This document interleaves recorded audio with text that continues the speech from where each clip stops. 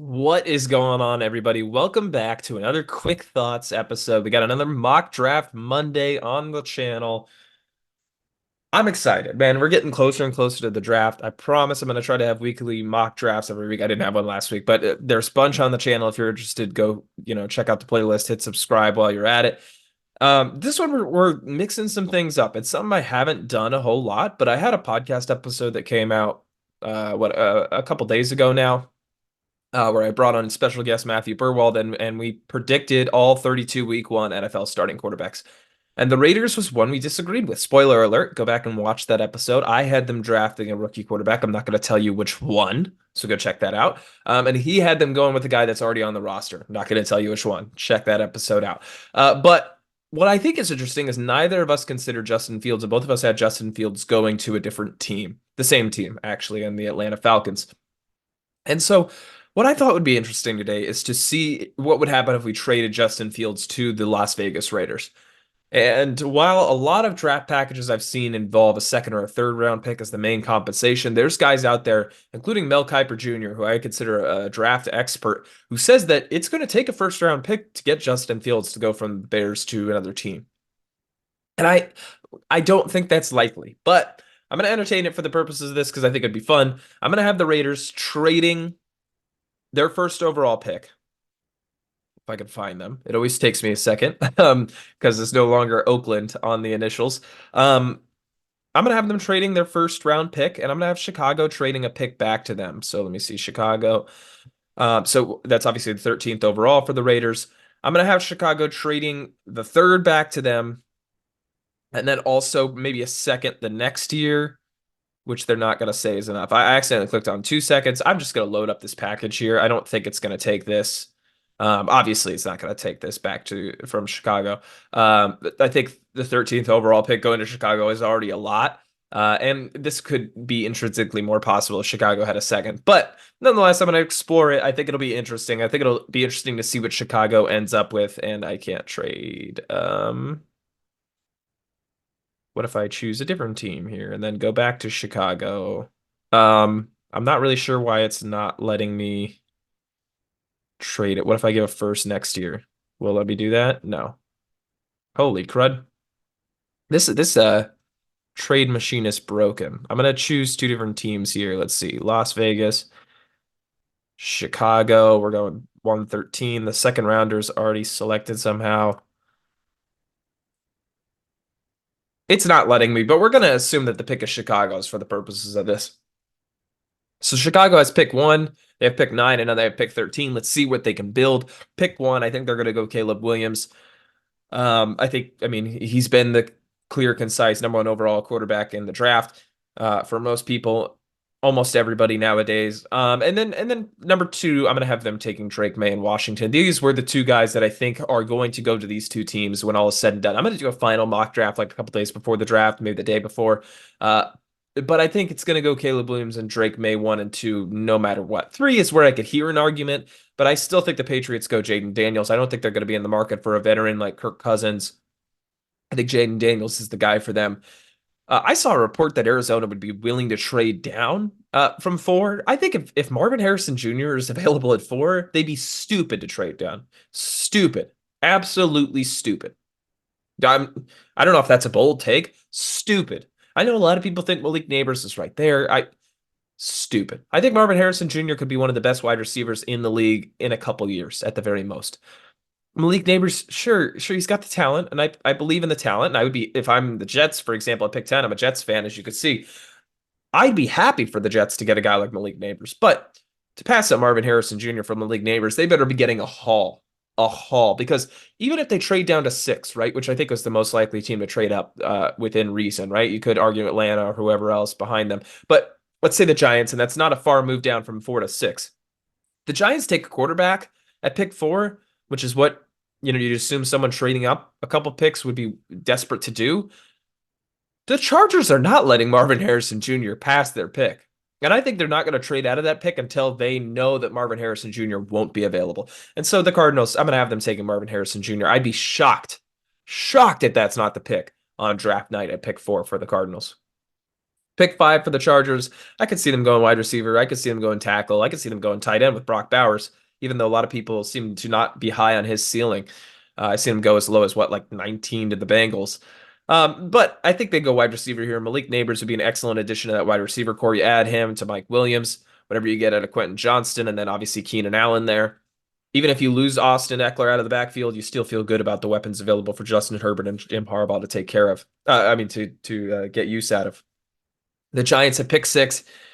I've gone back and forth, man, about them taking a quarterback, but at the end of the day, I feel like you have a talent like Rome Odunze available.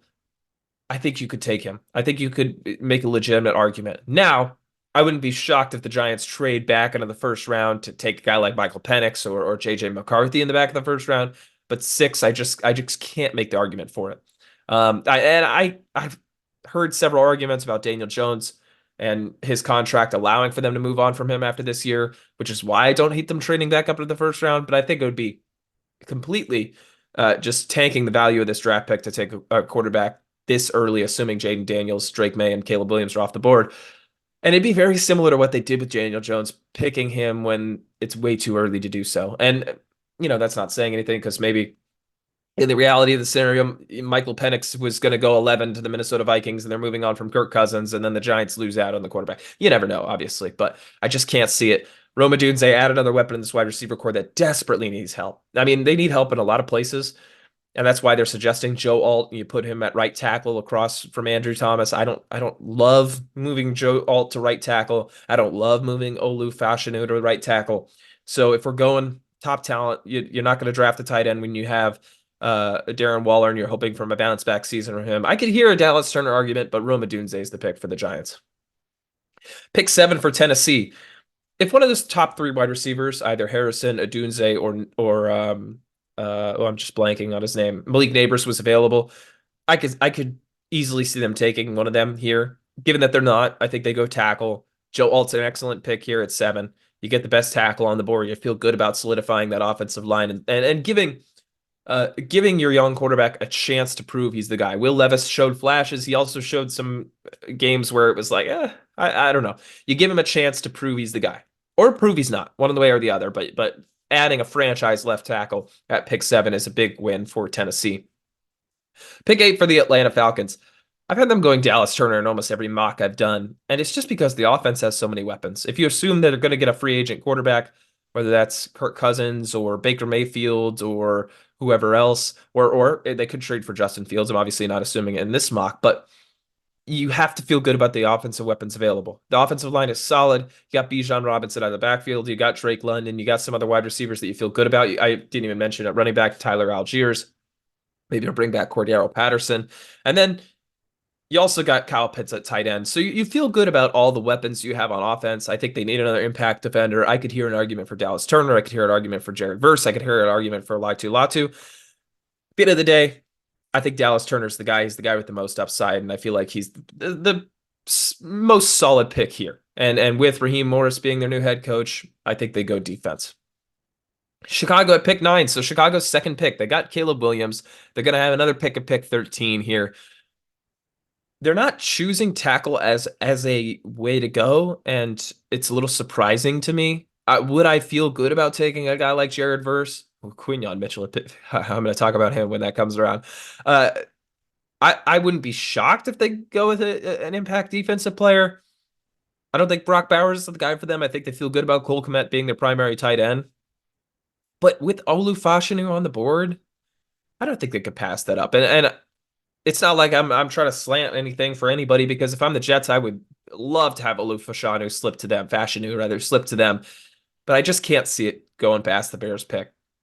I think you get 2 studs. I know it rated as a B plus or whatever from NFL Mock Draft Database Simulator rated my pick as a B plus here. But I feel like if you're a Chicago Bears fan, you feel really good about that, and you hope that pick 13 could be an impact weapon.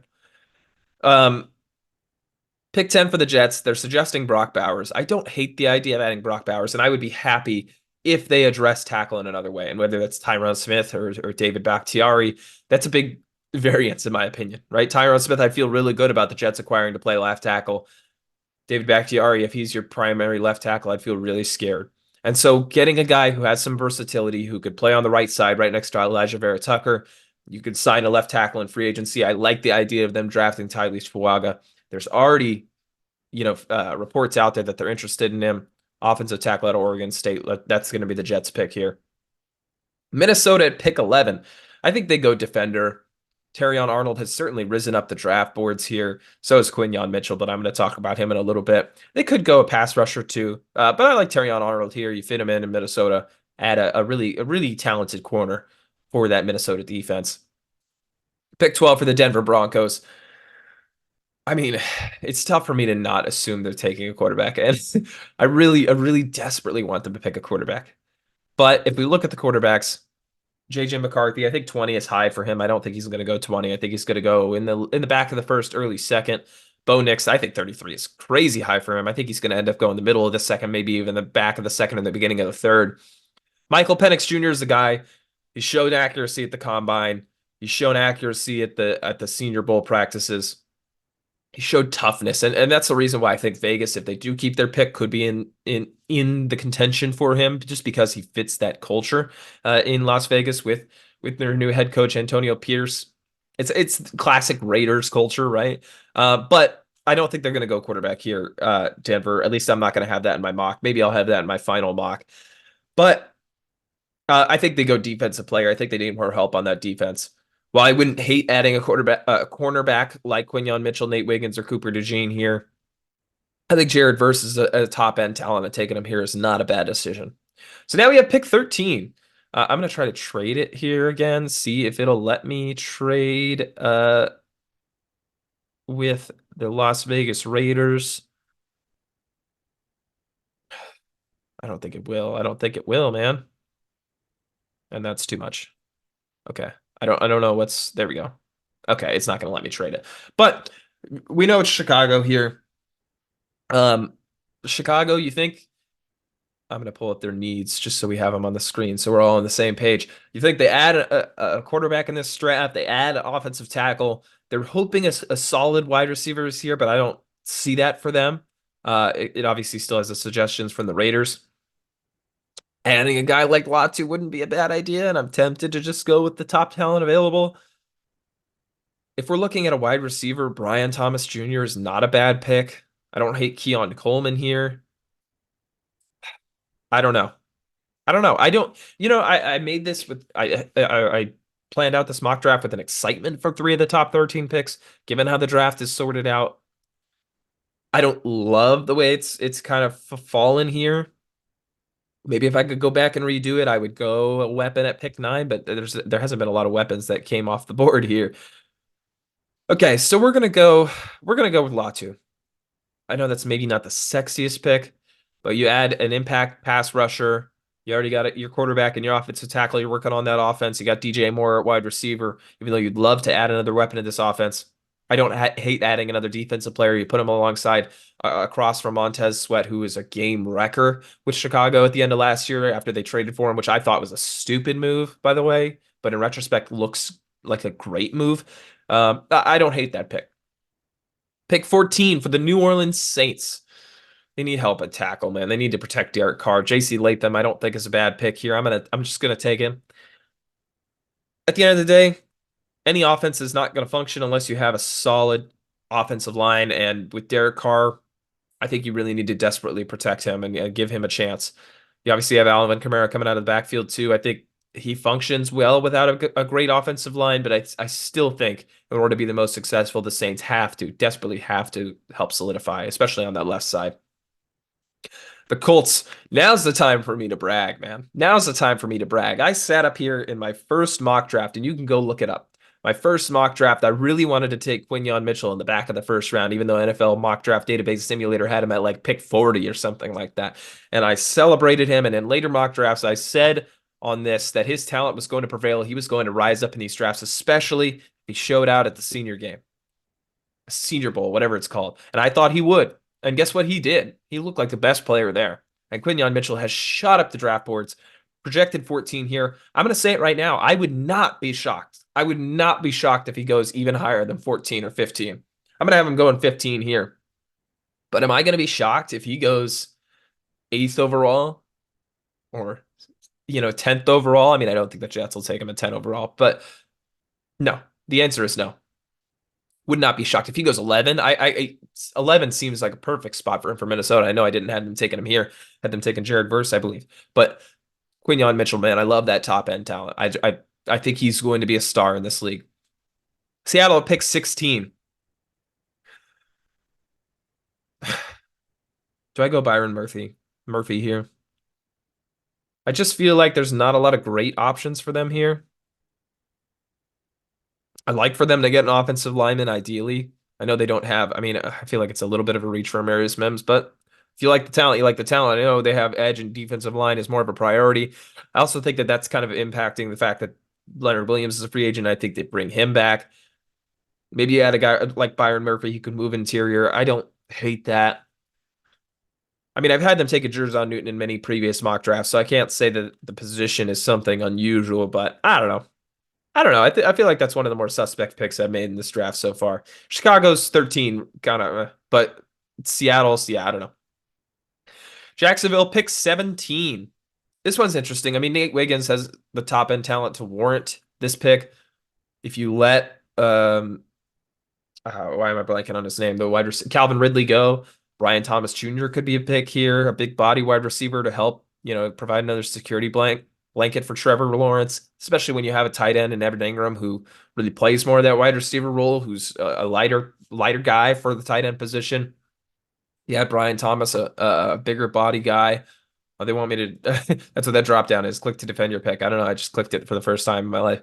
Um, I don't hate it. I don't hate it. I think though, I think Nate Wiggins' talent might be too tough to pass up for the Jaguars, who need help in that defensive backfield. But I could hear an argument. I could hear an argument.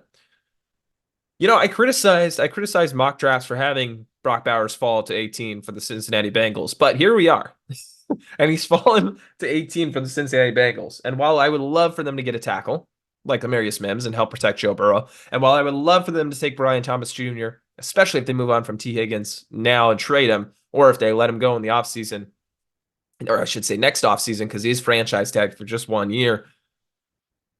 Brock Bowers is really tempting, man. I've had him going to Miami in previous mock drafts. I could see him going to Pittsburgh, although they love Freiermuth. I could see them adding another weapon to that offense. They desperately need help at quarterback. If not here, when, man? I don't see Philadelphia taking him. I don't know that Houston could take him. I'm gonna Houston, CJ Stroud, Tank Dell, Nico Collins, Brock Bowers. And could you okay. He's going to Houston. I'm sorry. I'm gonna make him fall. I gotta see it. I gotta see the mock draft. I gotta talk about this. Okay, Cincinnati Bengals. I'm gonna say they move on from T. Higgins for the purposes of this mock draft. They trade him to, I don't know, my New York Jets. No, seriously, they trade him to the Giants, maybe, who add him to their wide receiver selection earlier in Roma Dunze. And they draft a wide receiver in Brian Thomas Jr. here. I'm doubting it, man. Okay. Let me know in the comments. If you're watching this video, let me know in the comments. If you're Cincinnati here, do you draft Brian Thomas Jr. and move on from T. Higgins, or would you draft Amarius Mims? Obviously, those decisions don't come on order. You probably trade T. Higgins before the draft, but nonetheless, where do you go? I'm going to go Mims. I feel more solid about going Mims. I feel like that's what they're more likely to do. I just can't see them. I don't know. I can't see them trading T. Higgins. Maybe they deal with that in the offseason next year. Maybe franchise him again and trade him. I don't know. But they need to solidify that offensive line. They need to protect Joe Burrow desperately because he's had way too many injuries in his young career. LA Rams at pick 19. Cooper DeJean is a guy who I just keep seeing in my head going 19 or 20 to one of these two teams. And maybe Kool-Aid McKinstry is the guy who goes in the other one, but the Rams desperately need help on defense. They desperately need help to fill that Jalen Ramsey-sized hole in their defensive backfield. Cooper DeJean could be that guy as soon as he's healthy coming off his injury. Pittsburgh Steelers at pick 20. I mean, like I just said, Kool-Aid McKinstry could be the guy. I could easily see that, and I'm going to take him here with this pick at 20. Line him up opposite of Joey Porter Jr., and we've got a really, really talented defensive backfield.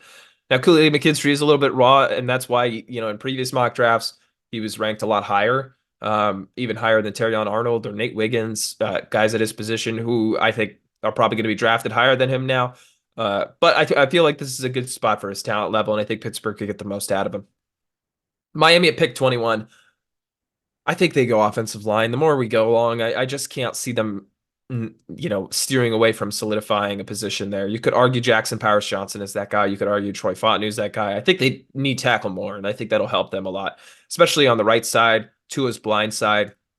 Adding a guy like Troy Fontenot, and maybe you put him at left tackle. I don't know, but with the desperate need, you know, being on the right tackle side because Tua is a lefty, I like that idea.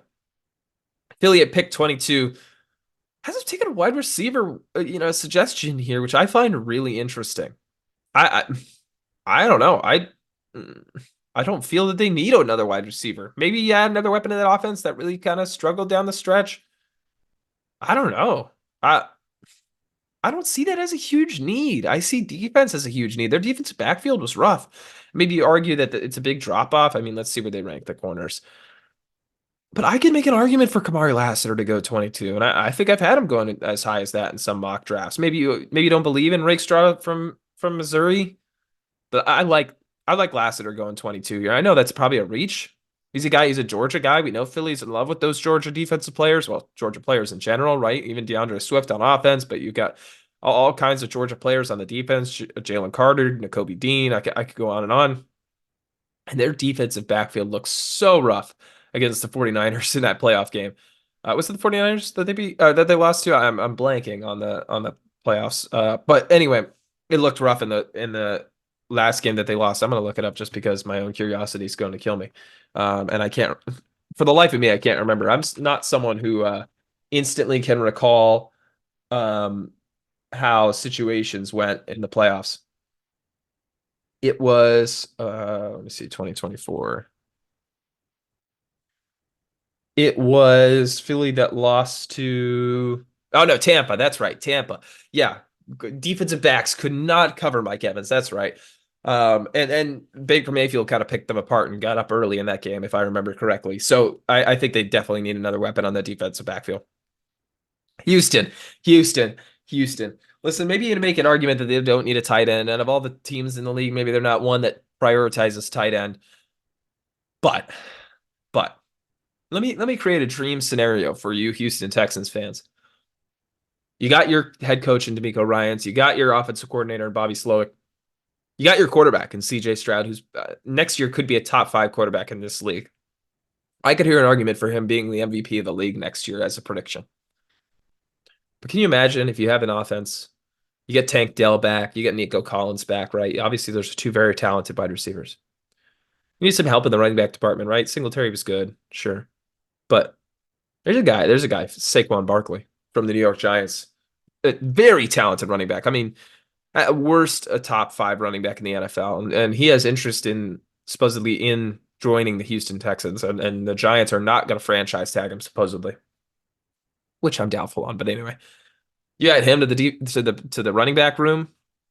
And then in the draft, you got a guy like Brock Bowers, who some had going as early as 5. I've had him going as early as 5 in some of my mocks to the Los Angeles Chargers. And he falls down all the way to pick 23. You have a weapon, a group of weapons that's Saquon Barkley, Tank Dell, Nico Collins, Brock Bowers. Listen, if this happens, that's going to be one hell of an ESPN graphic. The Houston offense would be scary, and they already got impact defensive players, and DeMeco Ryans has that defense humming. That's fun. That's a lot of fun. I don't know. I don't think it's going to happen, obviously, but that's a lot of fun. Dallas at pick 24. They need help on the offensive line. I don't care where you're going to argue. Tyler Guyton could be the Smith replacement. I could argue that. I'm going to take that, even though Jackson Powers Johnson probably could be a draft pick here. I think that makes a lot of sense for them. That probably pisses off Green Bay a little bit, who could use some help on the offensive line. Maybe they're a team that goes Rakestraw here. I could see them going Graham Barton. I mean, they have a need at tackle, but they've had a need at tackle. I don't hate going JPJ here. You add a solid interior offensive lineman who can move around between center and guard. I don't hate that. Tampa pick 26. Tampa probably likes how this draft sorted out, especially in Michael Evans hitting free agency. And I think, honestly, probably leaving. You have a guy like Brian Thomas Jr., who I think could be argued as a comparable player to Mike Evans in terms of the way they play the game. Like I said, big body wide receiver. Go up and catch those red zone targets that Mike Evans often got. You re-sign Baker Mayfield on free agency. You're probably not going to have a lot of money for Mike Evans, and Mike Evans is going to want top dollar, going to want to be on a Super Bowl contender. I'm not sure Tampa Bay's that. I like replacing him with Brian Thomas Jr. I think that's a huge win. Arizona pick 27. Hello. Jer'Zhan Newton, I think, is a great talent for this spot in the draft. And I've had them taking Robinson here, Chop Robinson out of Penn State in previous mock drafts. But you get Marvin Harrison Jr., you get a top end talent like Jer'Zhan Newton. I love that. I love that draft for them. Love that draft for them. Buffalo at pick 28. I think they end up going wide receiver here, and partially because I think Stefon Diggs is not a guy who's happy in that locker room. And when is he ever happy, right? But at the end of the day, Gabe Davis, I believe, is a free agent. I don't love the pieces behind him. I know you got some speed in the third wide receiver slot there, but adding a guy like Keon Coleman to this offense could be fun. I think there's kind of a drop off. I mean, no offense to Troy Franklin here, but I'm going to show like all players. We had Marvin Harrison Jr., Malik Neighbors, Roma Dudesy. I think those are the three top guys. I think that's pretty clear. And obviously, by the ranking here that NFL mock draft database simulator gives you, I think that's pretty clear. Then you drop down to Brian Thomas Jr. and Keon Coleman, who I think are in the same tier. And then I think it's a little bit of a drop. And I think you could argue that Adonai Mitchell and Xavier Worthy have as much, claim to the 31st ranking as Troy Franklin does. And that's nothing against him. But I think there's kind of a bunch here. It's a little bit of a drop off from Keon Coleman and Brian Thomas Jr. Now, does that mean they're going there? No, because obviously Buffalo has other needs, and Chop Robinson could fill a need for them on the defensive side of the ball, right? You see edge rusher here is one of their biggest needs. So I don't hate that. I think Chop Robinson could be an impact defensive player for them. But at the end of the day, I don't think they can let Keon Coleman slide, especially when they have two playoff contenders, two AFC playoff contenders, including the Kansas City Chiefs, who just won the Super Bowl, and the Baltimore Ravens, who probably are looking wide receiver here. I don't think you can let Keon Coleman go.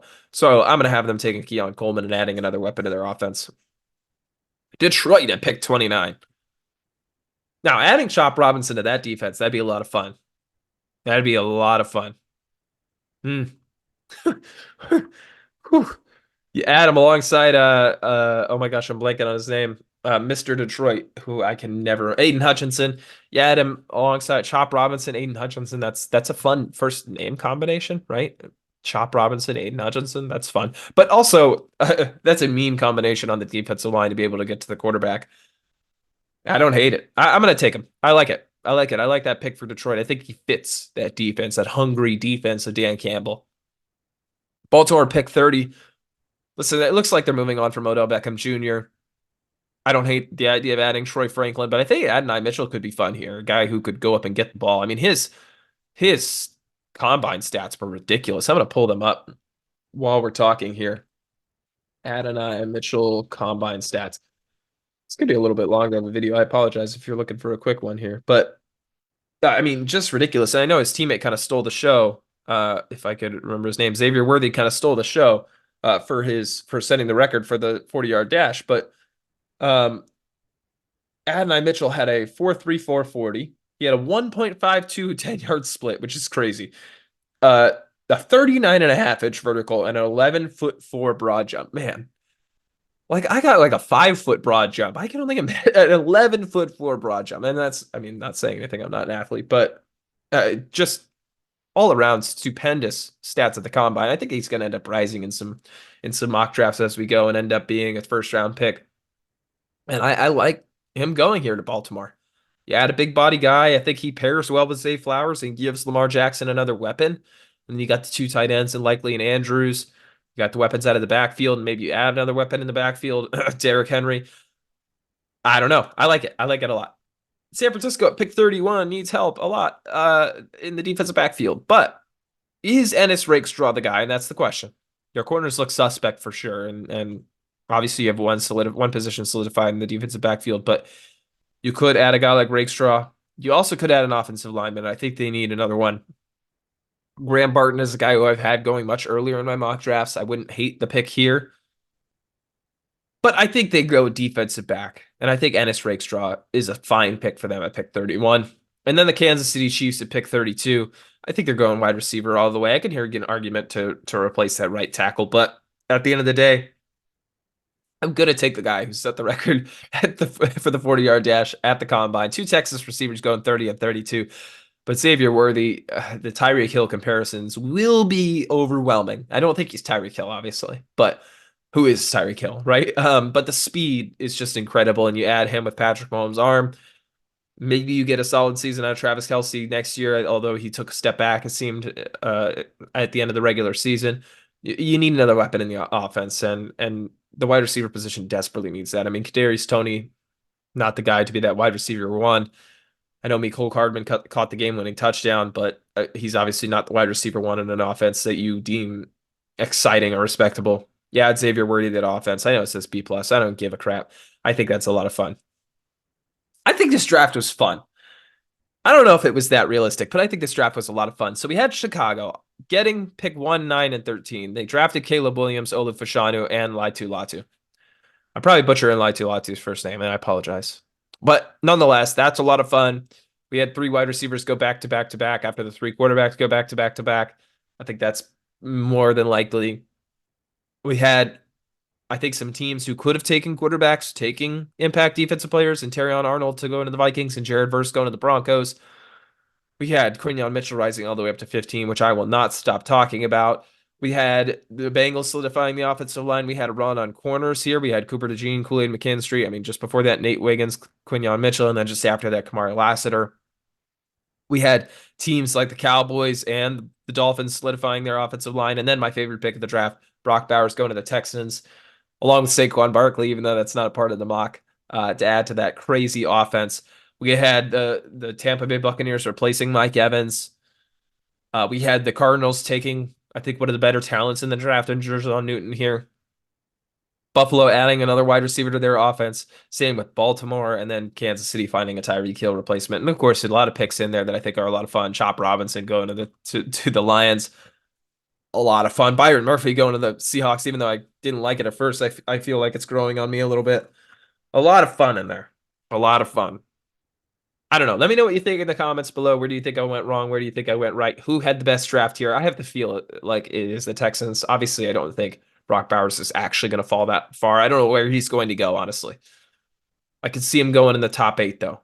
I mean, it wouldn't shock me if he goes 5 to the Chargers. It wouldn't shock me if he goes 18. Now, I think it'll be higher than that, but there's a lot of range here. And so pick him at 23, I think is probably the worst he could possibly get. I don't even think that's possible necessarily, but it was fun to do. It was fun to do and see what their offense would look like. Let me know what you think in the comments below. I appreciate the support. Hit the subscribe button if you like these mock drafts. I'm going to have them hopefully weekly until the start of the NFL season. And like I said, check out the most recent podcast episode on the channel predicting all 32 week 1 NFL starting quarterbacks with special guest Matthew Burwald. I appreciate the support on that episode, on this episode. Hope you enjoyed this quick thoughts. Thank you very much for watching. Peace out.